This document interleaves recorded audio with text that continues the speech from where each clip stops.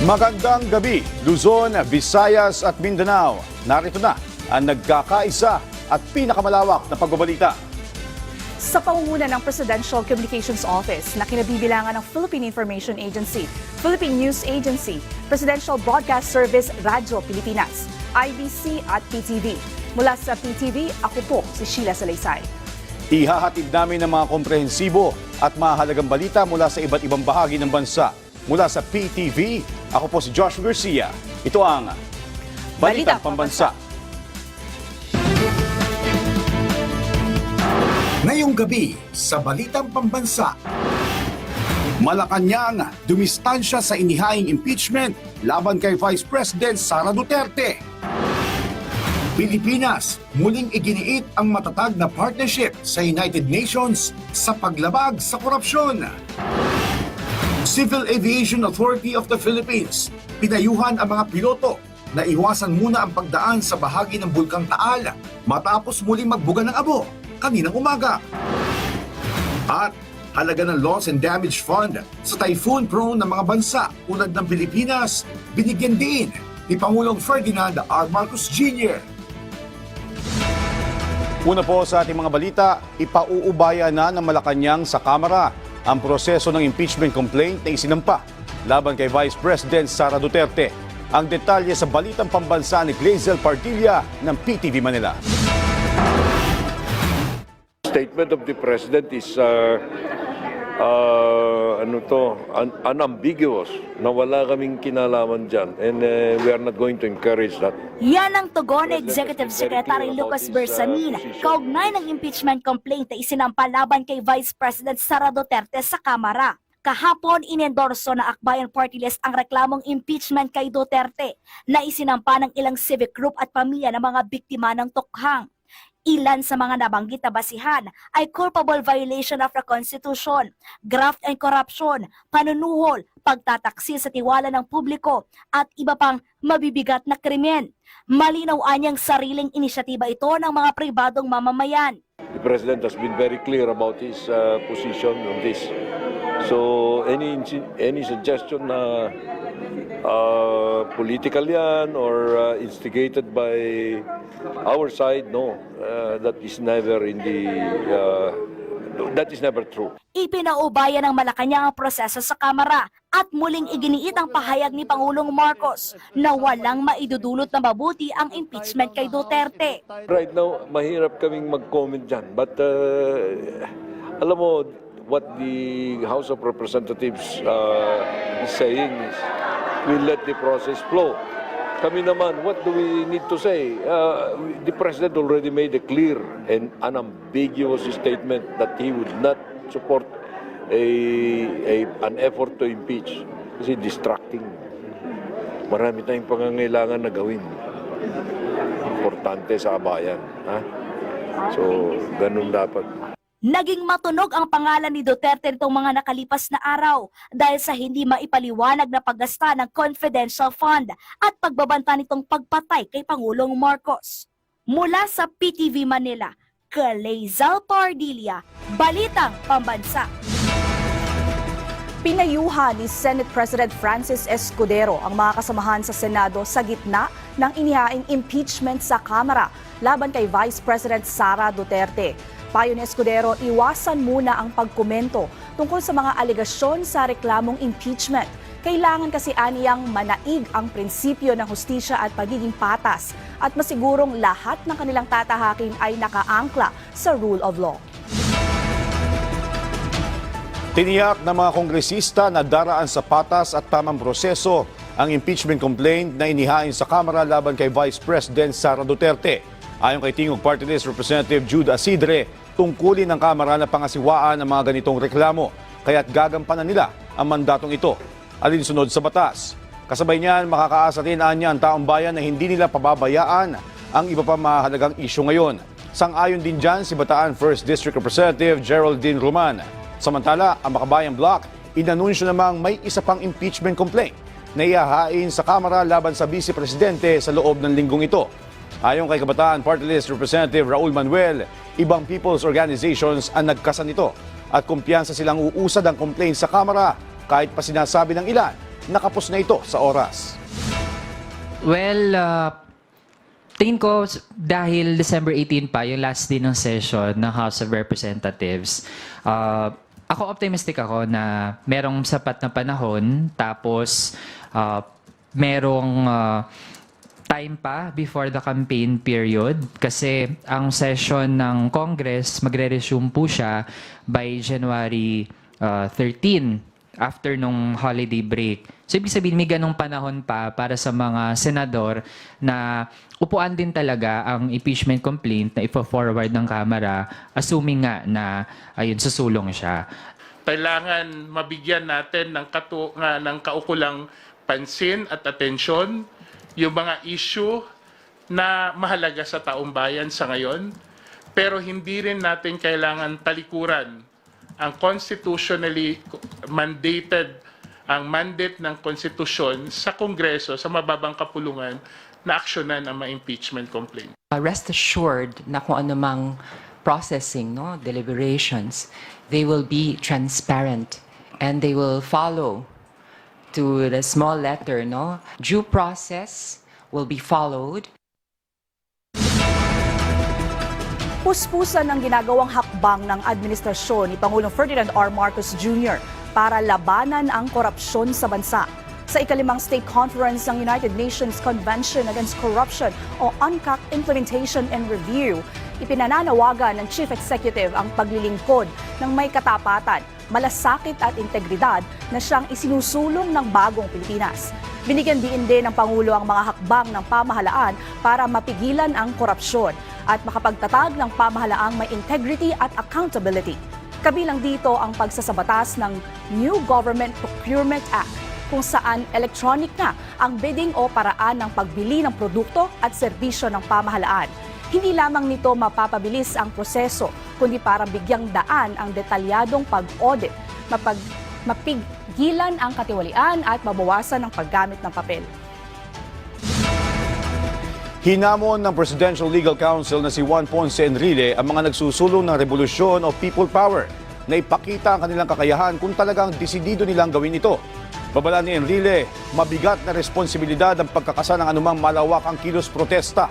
Giit pa niya, hindi dapat gawing biro o simpleng pananakot lang ang ganitong uri ng aksyon na isang ultima ratio o hakbang na walang balikan. Zero-sum game anya ang people power na magbubunga ng pagkapanalo o kabiguan. Isa si Enrile sa pangalawang hepe ng Sandatahan Lakas noon sa mga nanguna sa 1986 People Power Revolution laban kay dating Pangulong Ferdinand Marcos Sr. Binigyang diin ni Pangulong Ferdinand R. Marcos Jr. ang kahalagahan ng Fund for Responding to Loss and Damage o FRLD sa pagtugon sa epekto ng nagbabagong panahon at mga sakunang tumatama sa bansa. Sa ginawang courtesy call ng mga miyembro ng FRLD sa Chief Executive kahapon, nihayag ni Pangulong Marcos ang pagsisikap ng pamahalaan na makapagtatag ng tanggapan ang FRLD sa bansa. Mahalaga aniya ang Loss and Damage Fund bilang pagpapagawa sa mga nasirang infrastruktura at pangtulong sa mga biktima ng kalamidad. Kamakailan lamang, 6 na magkakasunod na bagyo ang pumasok sa bansa kaya napapanahon ang FRLD. Nagpaabot ng pakikiramay si Pangulong Ferdinand R. Marcos Jr. sa pagpanaw ni dating Senador Santina Nina Rasul na kauna-unahan at nag-iisang babaeng Muslim Senator ng Pilipinas. Ayon sa punong ehekutibo, hindi lang siya ang nagdadalamhati sa pagkawala ng dating mamabatas, kundi maging ang sambayan ng Pilipino. Anya, hindi matatawaran na naging ambag ni Rasul, hindi lang sa kasaysayan, kundi maging sa pagsusulong ng pagbabago. Kabilang sa mga ipinaglaban ni Rasul ay ang karapatan ng mga nasa laylayan, pagbibigay daan sa kababaihan sa militar at inspirasyon sa napakaraming Pilipino. Ayon kay Pangulong Marcos, ang pagpanaw ng dating senador ay isang paalala sa kakayahan ng isang taong magsilbi ng may tapang at pagmamahal sa bayan. Inanunsyo ng Department of Public Works and Highways o DPWH na natapos na ang pagsasaayos ng asfalto sa Pangil o Panggil Bay Bridge sa Mindanao noong Lunes, December 2 sa ganap na alas 5 ng hapon. Binuksan ang tulay sa mga motorista noong alas 9 ng gabi upang gawing normal ang daloy ng trapiko. Ang emergency repairs ay nagsimula noong December 1 sa bahagi ng mahigit 3 kilometrong tulay na naapektuhan ng overloaded na mga sasakyan. Ayon sa DPWH, hindi naapektuhan ang integridad ng estruktura ng tulay. Upang matiyak ang pangmatagalang kalidad nito, inatasan nila ang contractor na magsumite ng repair plan para sa pagpapabuti ng asfalto at waterproofing. Ang tulay ay nag-uugnay sa Tangub City sa Misamis Occidental at Bayan ng Tubod sa Lanao del Norte.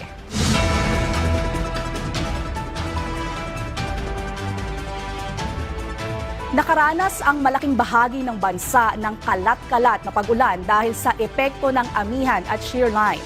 Dahil dito, ilang lugar sa bansa ang binahana, nagresulta sa landslide. Kumuha pa tayo ng update sa lagay ng ating panahon mula kay Pag-asa Weather Specialist Rhea Torres.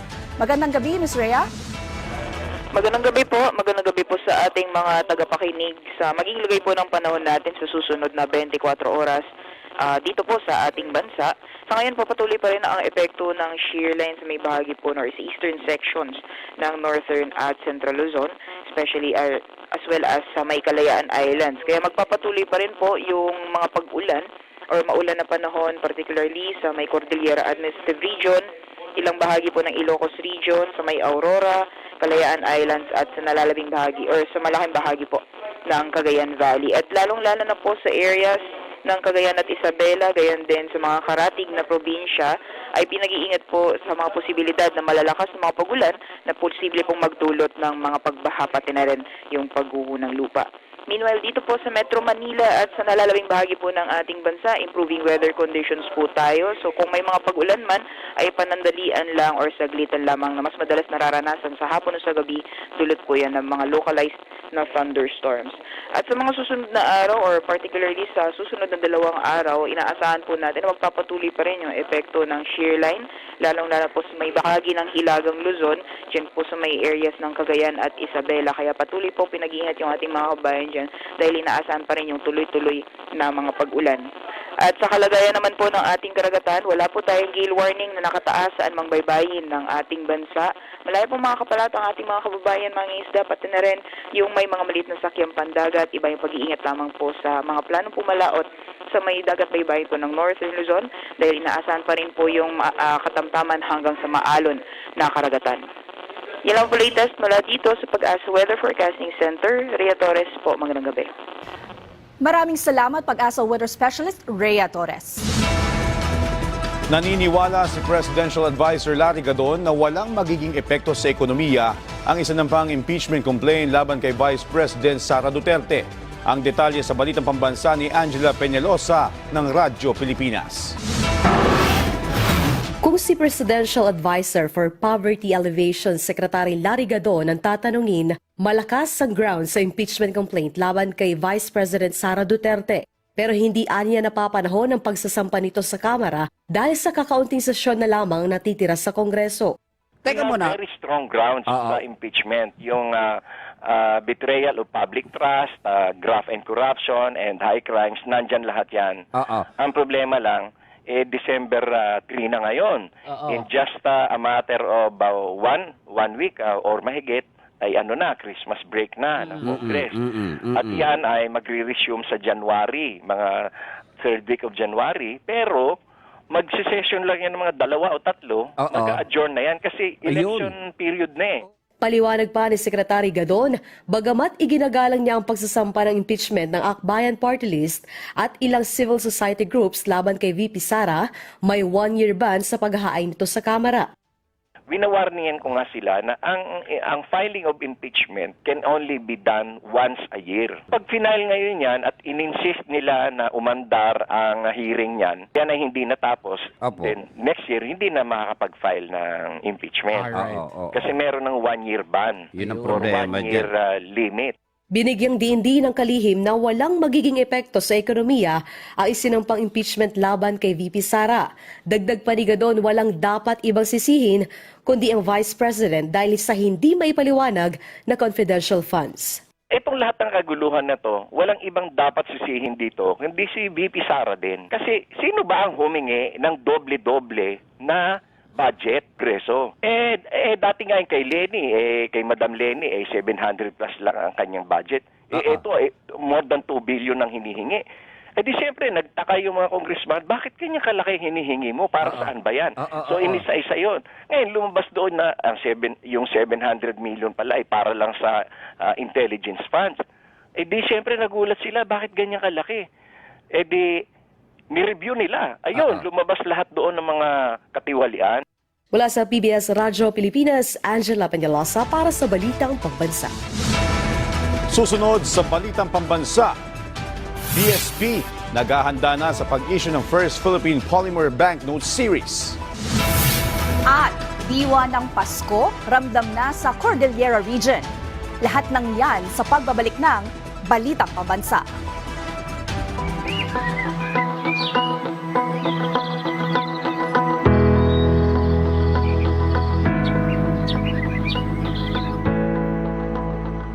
Maliban sa hirap na dulot ng mahal na presyo ng binhi, peste, at pagdaan ng mga kalamidad, isa sa mga pangamba na kinakaharap ng ating mga magsasaka ay ang kawalan ng seguridad sa pagmamay-ari tungkol sa kanilang lupang sinasaka.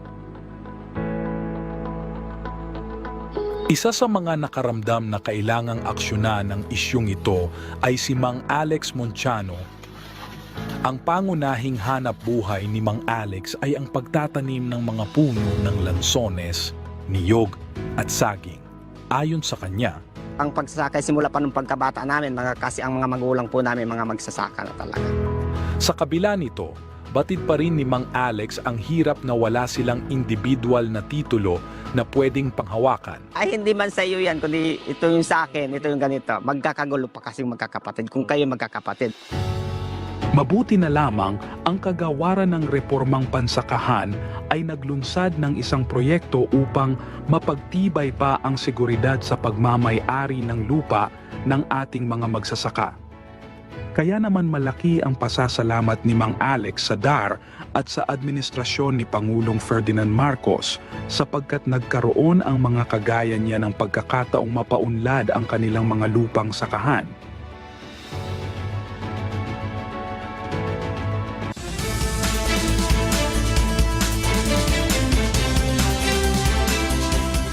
Naitala ang ikatlong phreatic eruption ng Bulkang Taal kaninang umaga.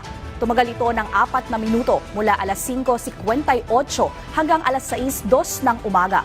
Naglabas ang bulkan ng manipis na usok at abo na umabot sa mahigit sa 2,000 metro ang taas at may direksyong timog-kanluran na naramdaman sa barangay Boso-Boso sa bayan ng Laurel. Ayon kay PHIVOLCS Director Dr. Teresito Bacolcol, hindi pa rin mataas ang tsansang magkaroon ng malaking pagsabog kahit na naitala ang ikatlong phreatic eruption ng bulkan. Naglabas din ng Notice to Airmen o NOTAM ang Civil Aviation Authority of the Philippines o CAAP kaugnay ng pag-alboroto ng Bulkang Taal, kung saan naitala ang pag-abot ng volcanic ash clouds hanggang 11,000 feet sa horizontal at vertical na direksyon. Mananatili ang NOTAM hanggang bukas December 4 at inaasahang magkakaroon ng karagdagang abiso kung magpapatuloy ang aktibidad ng bulkan. Ipinamahagi ng pamahalaan sa mga magsasaka ang mahigit 11,000 na Certificate of Condonation sa lalawigan ng Quezon. Labis ang pasasalamat ng mga magsasaka sa inisyatibong ito ni Pangulong Ferdinand R. Marcos Jr. Ang detalye sa Balitang Pambansa ni Maine Odong ng Philippine Information Agency, Calabarzon.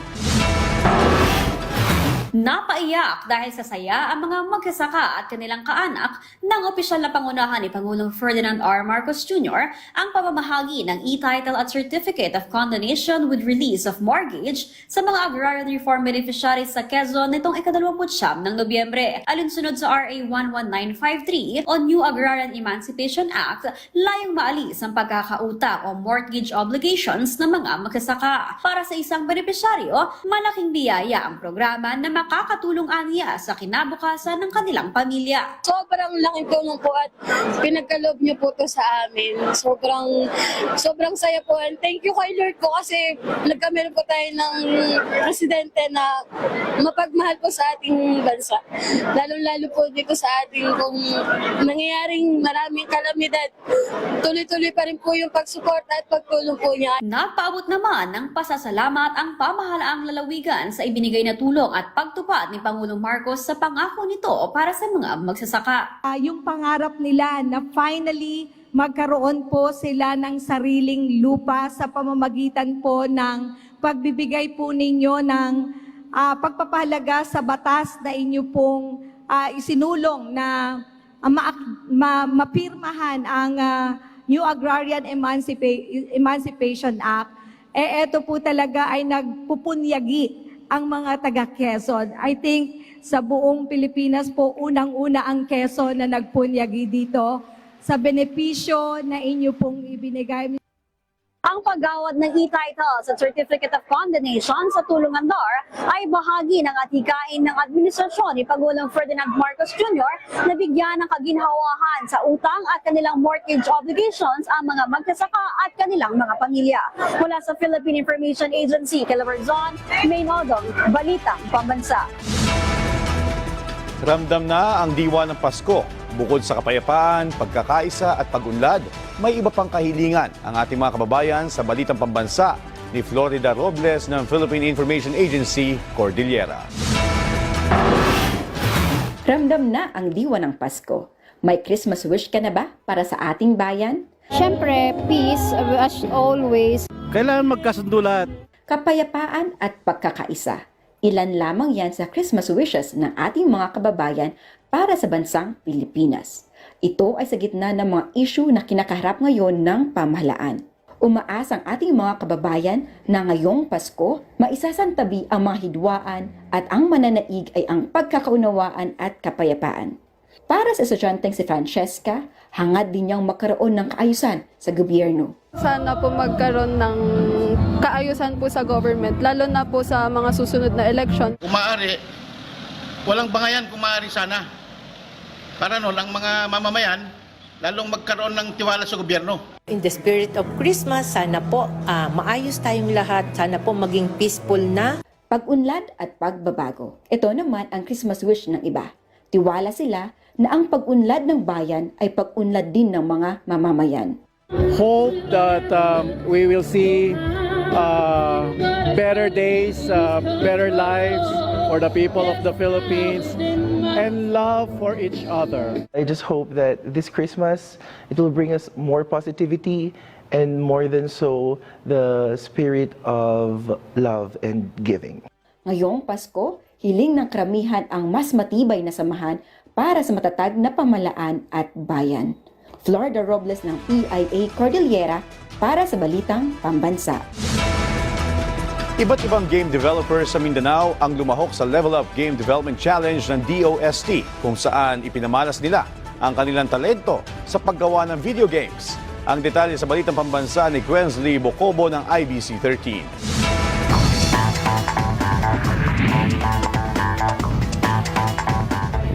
Halo-halong emosyon ang naramdaman ng mga game developers na ito mula sa General Santos City matapos tanghaling kampiyon sa unang Level Up Game Development Challenge ng DOST sa buong Mindanao at makapag-uwi ng 70,000 pesos cash prize. Una, sobrang kaba. And then, second is that hindi po talaga namin in-expect. Hindi kami makapaniwala na kami po yung nanalo. It was just like a team project. Randomly came up out of our minds. And ang video game na ginawa nilang Langit Lupa, hango sa sikat na laro ng kabataan noon. We've been seeing the latest generations right now na some of them hindi na nakaka-remember kung anong game na yun. We want to make the game timeless. Bukod sa Langit Lupa, narito naman ang mga aspiring game developers mula sa Mapua Malayan Colleges, Mindanao. Ang laro nilang Cordillera Chronicles na hango sa mga Philippine mythical creatures ang nagkampiyon sa student division ng kompetisyon.